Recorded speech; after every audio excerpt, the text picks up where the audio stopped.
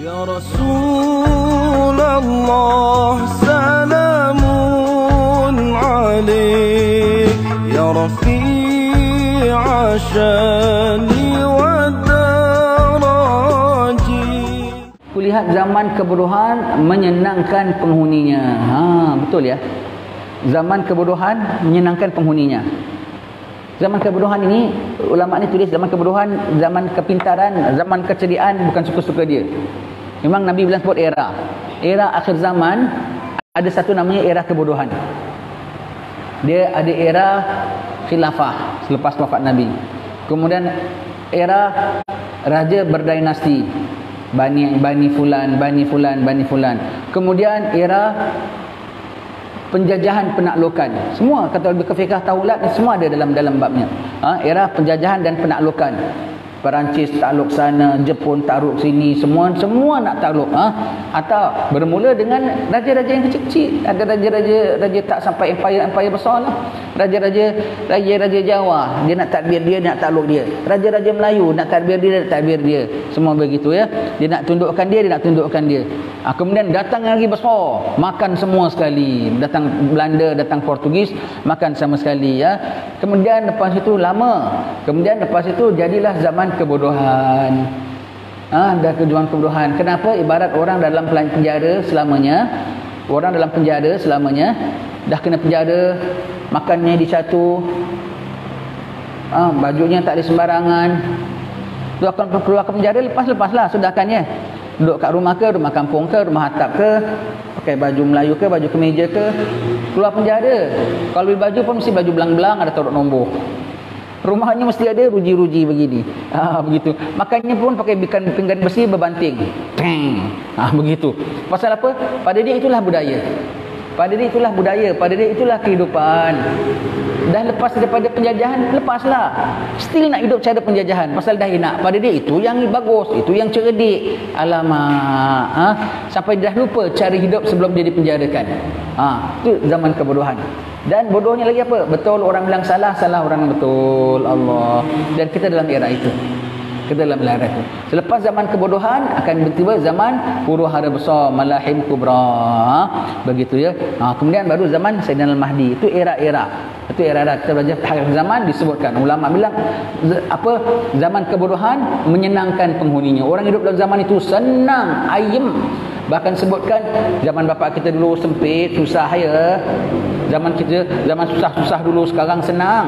Terus terang cakap, zaman kita lebih senang ke zaman bapa kita? Dia senang, tapi zamannya zaman bodoh. Allah. Zaman bodoh. Zaman bodoh. Orang banyak apa? Nak tahu bodoh tak bodoh? Tengok orang sekarang. Mana lebih banyak faham hukum? Zaman kita ke zaman bapa kita? Lebih banyak ikut hukum zaman kita ke zaman bapa kita. Ini kita tak payah sebut orang lain lah, kita sebut kita saja. Tak sebut orang lain lah, kita zaman kita dengan zaman bapa kita saja. Macam mana kita? Zaman bapa kita, member-membernya semua paling tidak tak tengok TV punya orang. Zaman kita pun tua juga. Kita dah sebaya bapa kita zaman dulu tau. Dan kita kecil, bapa kita mau bayi-bayi kita tau. Sekarang kita dah zaman bapa kita. Zaman bapa kita, bayi-bayi kita tak tengok TV punya orang. Dengar radio pun radio kecil, transistor, taruh bateri. Baterinya dah habis, jemur, masukkan balik punya charging tu, pakai jemur dulu ya. Dengar apa? Cuma dengar bola saja, dengar water berita. Kecil bapak dengar. Nanti aerialnya dikeluarkan. Itu aja radio dia. Allah, gitu. Zaman kebodohan orang hidup dengan senang. Senang sekarang ada handphone. Senang hubung, tapi lagi senang juga untuk pandang bukan-bukan. Senang nak beli macam-macam pun senang. Benda dari Jawa, ting 2 hari sampai. Allah. Kau boleh kalau dulu kalau nak shopping ada tak ada pagi raja lah kalau orang sini ya. Sekarang dia boleh shopping kat mana? Dekat Tokyo pun dia boleh shopping. Allah. Nama kerennya Shopee.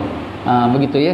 Kan zaman kebodohan orang hidup serba senang. Serba senang. Betul tak dia cakap ni? Betul ya. Ni 400 tahun dulu tau. Dia dah terasa sedemikian. Apalah senang 400 tahun dahulu. Betapa senangnya 400 tahun kemudiannya. Allah. Tetapi setiap orang berakal sengsara kerananya.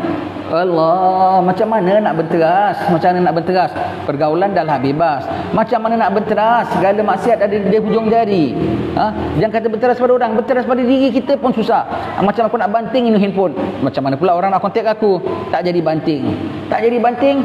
apa tak jadi penting, masuk bersama segala apa komunikasi, termasuk segala yang bukan yang tidak pun masuk juga. Masuk segala komunikasi, masuk juga sekalian yang basa-basi, masuklah juga benda yang tak tentu isi. Allah. Jadi kita dapat dia punya kemudahan, tetapi banyak dia punya kejelekan pun ikut juga, ya. Orang berakal masuk pening, macam mana nak kawal? Macam mana nak kawal begitu, ya? Allah. Susah tau. Orang zaman ini susah. Zaman dulu belajar kat pondoknya lain. Zaman sekarang duduk kat pondoknya pun, sekolahnya pondoknya pun susah. Nak dikasih betul-betul macam zaman dulu, setakat makan nasi dengan ikan dengan sambal sikit aja, budak-budaknya tak boleh, tak perlu makan. Tak perlu makan, dia tak nak belajar. Dikasih makan enak-enak, nafsunya jadi bukan. Dikasih balik, nanti lalai. Dikasih tinggal asrama, jadi asrama buat macam-macam dosa dalam asrama. Budak-budak bujang sekarang tau. Hampir madrasah yang setiap yang saya pergi, gurunya sekarang ada cakap, madrasah pondok ya. Jangan sangka sekolah orang putih tak adalah ya. Madrasah pondok mesti gurunya ada bisik-bisik dengan kita ya. Macam mana ustaz dia nak bendung pening kita. Bocah lanang kok doyannya bocah lanang. Allah, sampai jadi macam mana nak dicakap lagi semua begitu. Pening, orang-orang berakal jadi pening, tak tahu. Nak dibebaskan, dicampur laki-laki perempuan, dicampurkan laki-laki dengan laki-laki, jadi macam-macam tak karuan.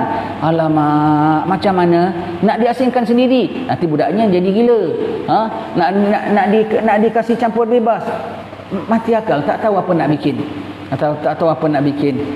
Syukur, mudah-mudahan kalau kita selamat hadir kuliah selalu, hadir campur-campur orang tua-tua selalu, jadi terpelihara, suasana membentuk kita. Suasana membentuk kita. Ada jalan keluar. Setiap zaman ada hasanahnya. Hasanahnya itu apa? Binting dan kubunya.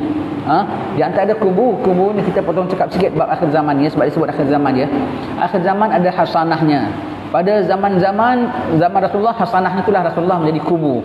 Hadis Nabi ada, Nabi membetulkan sahabat-sahabat yang salah. Kemudian hasanahnya pada 4 sahabat. Kemudian ada hasanah dari bentuk orang, masa dan keadaan dan tempat. Seperti hasanah tempat, orang bingung, ya Rasulullah akhir zaman ke mana kami nak bawa diri? Pergi ke Aqsal Yaman. Itu binting dari sudut tempat. Dari sudut waktu, Ramadan tu hasanah, Rajab tu hasanah, hari-hari Jumaat tu hasanah, binting-binting kubu. Hasanah dari sudut orang, kiai-kiai, alim ulama, halakah zikir, halakah ilm, itu hasanah. Itu hasanah. Yang ada hasanah besar, Mahdi tu hasanah, Nabi Isa tu hasanah. Ada hasanah besar, tentera yang merdekakan Konstantinopel, itu hasanah. Ada hasanah apa berbentuk kecil-kecilan. Itulah aulia Allah Ta'ala, orang-orang saleh, majlis-majlis yang kau pandai cari, pasti masih tetap ada hasanah. Jadi kalau kita bilang zaman sekarang ni bingung, ke sana buat gini, ditelan mati mak, diluah mati bapak, maka kita tak payah nak fikir nak telan ke ataupun nak luah, hanya mulut kau tak tahu nak telan ke nak luah, dah zikrullah. Jadi kau tak payah fikir nak telan ke nak luah ke. Zikrullah, mak kau tak buang, bapak pun kau tak telan, sama-sama ada bersama denganmu. Ya, begitu ya.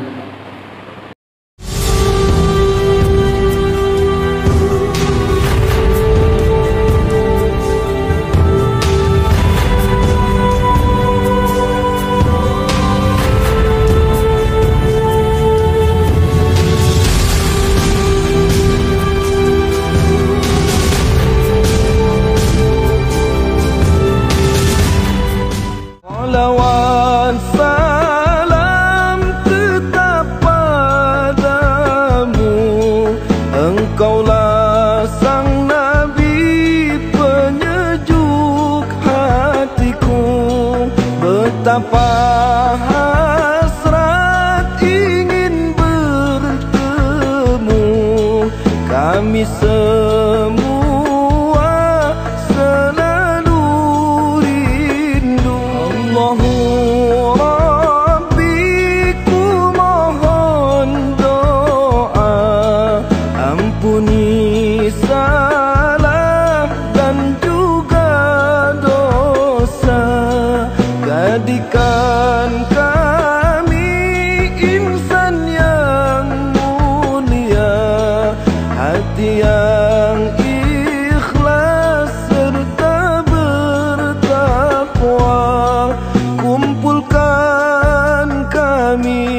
dan keluarga bersama